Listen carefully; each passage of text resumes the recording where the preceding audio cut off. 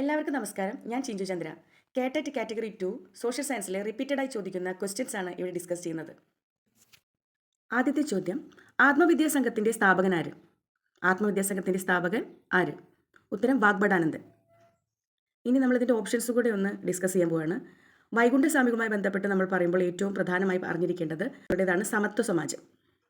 മറ്റൊരു പ്രധാനപ്പെട്ട സാമൂഹ്യ പരിഷ്കർത്താവാണ് സഹോദരൻ അയ്യപ്പൻ.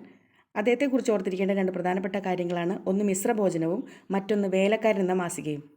വി ഡി ഭട്ടതിരിപ്പാടിൻ്റെ പ്രധാനപ്പെട്ട ഒരു നാടകമാണ് അടുക്കളയിൽ നിന്ന് അരങ്ങത്തേക്ക്. ഇനി രണ്ടാമത്തെ ചോദ്യത്തിലേക്ക് കടക്കാം. പാദുവ സർവകലാശാല സ്ഥിതി ചെയ്യുന്നത് എവിടെ? ഇറ്റലിയിലാണ് പാദുവ സർവകലാശാല സ്ഥിതി ചെയ്യുന്നത്. ഇനി മൂന്നാമത്തെ ക്വസ്റ്റിലേക്ക് കടക്കാം. ഒരേ അളവിൽ മേഘാവൃതമായ സ്ഥലങ്ങളെ തമ്മിൽ യോജിപ്പിച്ച് വരയ്ക്കുന്ന സാങ്കല്പിക രേഖ ഏത്? ഉത്തരം ഐസോനെഫ്. ഇനി അതിൻ്റെ ഓപ്ഷൻസ് ഒന്ന് ഡിസ്കസ് ചെയ്യാം. ആദ്യമായി, മേഘങ്ങളെക്കുറിച്ചുള്ള പഠനം നെഫോളജി എന്നറിയപ്പെടുന്നു. ഐസോ ബാർ എന്നാൽ ഒരേ അന്തരീക്ഷ മർദ്ദം അനുഭവപ്പെടുന്ന സ്ഥലങ്ങളെ തമ്മിൽ യോജിപ്പിച്ച് വരയ്ക്കുന്ന സാങ്കല്പിക രേഖയാണ്. ഐസോ തേം ഒരേ ഊഷ്മാവ് അനുഭവപ്പെടുന്ന സ്ഥലങ്ങളെ തമ്മിൽ യോജിപ്പിച്ച് വരയ്ക്കുന്ന സാങ്കല്പിക രേഖ.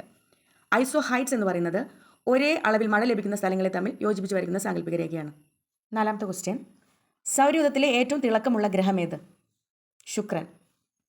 സൗരയൂഥത്തിലെ ഏറ്റവും ചെറിയ ഗ്രഹം ബുധനാണ്. ഏറ്റവും വലിയ ഗ്രഹം വ്യാഴം. ഉരുളുന്ന ഗ്രഹം എന്നറിയപ്പെടുന്നത് യുറാനസ്. അഞ്ചാമത്തെ ക്വസ്റ്റ്യനിലേക്ക് കടക്കാം. ലോക ഓസോൺ ദിനമായി ആചരിക്കുന്നത് എന്ന്? സെപ്റ്റംബർ 16 ലോക ഓസോൺ ദിനമായി ആചരിക്കുന്നത്.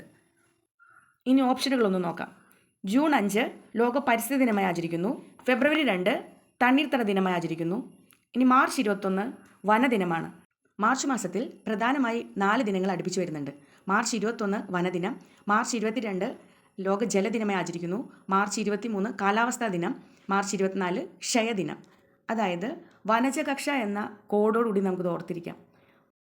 ഇനി ക്വസ്റ്റ്യൻ നമ്പർ 6, ഇന്ത്യയിൽ അവസാനമായി ജനസംഖ്യ കണക്കെടുപ്പ് നടന്ന വർഷം ഏത്?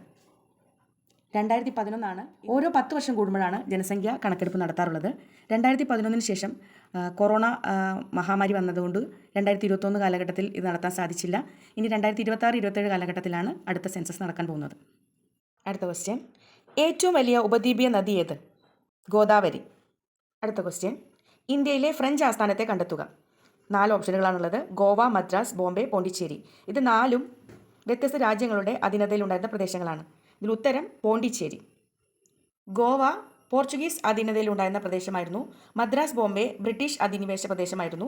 പോണ്ടിച്ചേരി, കാരക്കൽ, യാനം, മാഹി എന്നിവ ഫ്രഞ്ച് ആസ്ഥാനമായുള്ള പ്രദേശങ്ങളായിരുന്നു. ഹൈഗ്രോമീറ്റർ ഉപയോഗിച്ച് കണക്കാക്കാൻ കഴിയുന്നത്? ഉത്തരം ആർദ്രത. ഇനി ഇതിൻ്റെ ഓപ്ഷൻസ് ഒന്ന് നോക്കാം. അന്തരീക്ഷ മർദ്ദം അളക്കാൻ ഉപയോഗിക്കുന്നത് ബാരോമീറ്ററാണ്. മഴയുടെ അളവ് കണക്കാക്കാൻ ഉപയോഗിക്കുന്നത് റെയിൻ ഗേജാണ്. മണ്ണിൻ്റെ pH മൂല്യം കണക്കാക്കാൻ ഉപയോഗിക്കുന്നത് pH മീറ്ററാണ്. ഇന്ത്യയുടെ കിഴക്കും പടിഞ്ഞാറും അതിർത്തികൾ തമ്മിൽ ഏകദേശം 30 ഡിഗ്രി രേഖാംശ വ്യത്യാസമാണുള്ളത്.